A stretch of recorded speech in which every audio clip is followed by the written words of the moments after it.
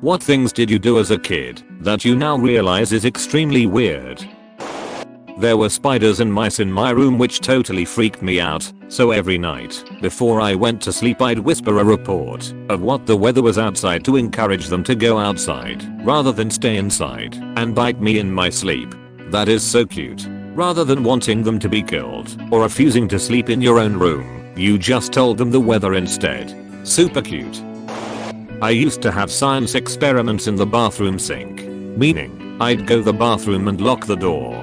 Once in I'd make sure the sink drain was shut and then proceed to add every cleaner / chemical / shampoo etc. under the sink to the sink in hopes of reaction. Never got one, but it also never stopped me from trying. In hindsight I probably could have killed myself if I had mixed the wrong stuff. I obviously didn't. I did this too.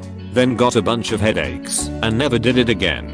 Mind you, it did take a couple of headaches for me to realize me mixing random shit gave me headaches. Edit. I don't think it was ammonia and bleach, just because of the era and location. Sometime in the 90s, in Ukraine, in a fairly poor neighborhood, I know for sure toothpaste was involved, maybe some iodine, probably some sort of rubbing alcohol type stuff and shampoo. Also, while I stopped mixing bathroom items, I started mixing different foods. Then my friends and I would dare each other to try the mixtures. I'm starting to wonder how I survived childhood.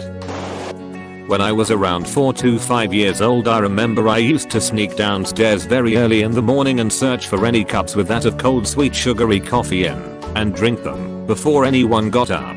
Guess I may have been the youngest caffeine addict in Britain. Edit. Back in the day my parents drank camp coffee. I don't know if this is available outside of the UK, but it's essentially a thick coffee syrup which you use with hot water and milk. I loved it, so much better than instant. Double edit. The hazards of doing this were higher than you might think. Both my parents were heavy smokers so there was a high probability of there being a dog end cigarette butt dropped in a cup somewhere. I wasn't that thirsty. I used to eat tissues as a kid. My mum found out one day and yelled at me to stop, as any sane parent would do, so I started eating them in secret, sneaking away with the tissue box to another room to eat a tissue or two, until one day, when I was about 5 years old I had to go to the hospital. I had no idea what was going on, all I knew was that I had trouble breathing through my nose. Before my operation I was in the hospital and I overheard one of the nurses say that they just needed to remove the excess tissue in my nose. Naturally I thought that the tissues I had eaten had started getting clogged up in my nose and I never ate a tissue again. I made the realization at 14 that it was muscle tissue in my nose and not the actual tissues I was eating. Edit. I'm glad to learn that I'm not alone with my strange habit. Also wanted to add that I saw some people mention getting tissue stuck in their ears, and I had a close call in primary school when I rolled a piece of paper into a really small ball and put it into my ear. If you haven't realized I wasn't the brightest child, had to go to the medical bay to get it taken out with tweezers. I was 7 and came back alone from school, 10 minutes walk. But that's not the weird part. I kept seeing this girl about my age playing alone in her balcony. The third or fourth time I saw her I shouted at her if she wants us to play together, and she asked her grandma to let me in the house. Her grandma let us play for about 10 minutes and then sent me home as my family might worry about me. I came back the next day after school and then we kept meeting and playing like this for a while. I actually don't remember when we stopped. She had an older brother, maybe 16 or 17. I asked him to play with me as well. He was not interested. That made me sad at the time. Looking back we 100% lose this ability to strike up instant friendships. As an adult you don't ask someone to be your friend when you see them buying a PS4, right? I grew up in a neighborhood with a girl my age who lived next door. She had an older brother. By kindergarten I called her my girlfriend and we were inseparable. Basically just best friends who kissed a couple times. We always pretended to get married, and a bunch of lame stuff made me promise I would actually marry her someday. It was fairly innocent. I mean we were kids after all, but her brother who was a year or two older had this thing where he always tried to make us kiss and would always lift his sister's skirt if she had one to see my reaction. Seems like it fits the theme of the thread, but it gets more weird.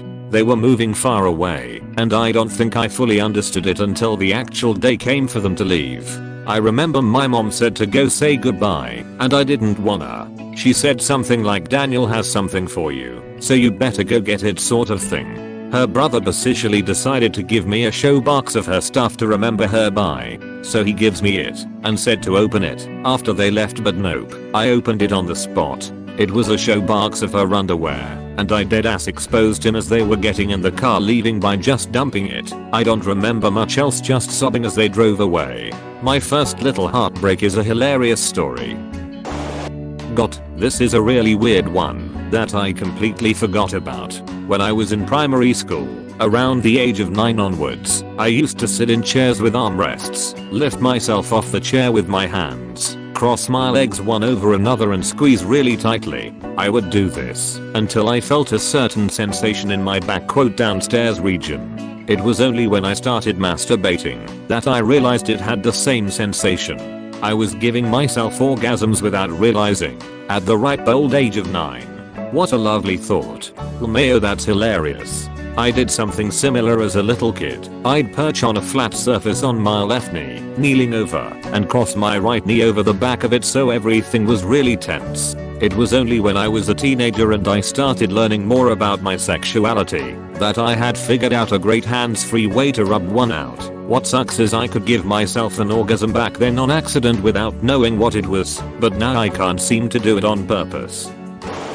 In the 3rd and 4th grade I ran a toy bank in the schoolyard. All the kids would gamble for Pokemon cards, Draco heads, etc.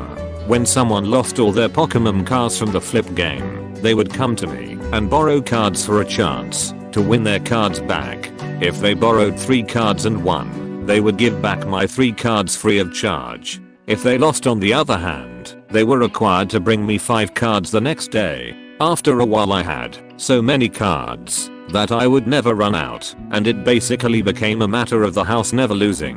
I kept records in a little book and all. TLDR, I was a bookie for toys in elementary school. I replied to another comment that I used to bite my toenails and chew, not eat or swallow, just chew, my hair, but I also used to chew on fabrics. I used to chew the strings of my hoodies and the string around the sun hats we wore in primary school.